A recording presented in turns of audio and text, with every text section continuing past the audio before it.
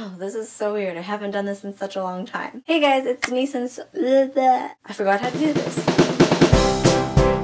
Hey guys, it's Denise or Serendipity, and I'm back because I finally got a new working laptop, meaning I will be uploading videos every Tuesday again. Alright, so this is going to be the last video that I'm going to post in this room for a very long time, and what I'm talking about today is goodbyes. So I've said and will be saying a lot of goodbyes this week as I'm moving to the United States of America for 8 months on Sunday, and even though I know I'm going to see everyone again in less than a year, it still feels really final because I know that the life I'm leaving right now is going to be different than the life I'm coming back to. So I'm not just saying goodbye to everyone here but my life before exchanging, because I know that exchanging is going to change my life. So this is me closing one chapter and starting a new one. In the past 20 years, I've said a lot of goodbyes. Goodbyes that ended in tears and hugs, goodbyes that ended in complete relief, and goodbyes that were never said at all, really. And you would think that 20 years of saying goodbyes would make saying goodbye easier. But I was wrong.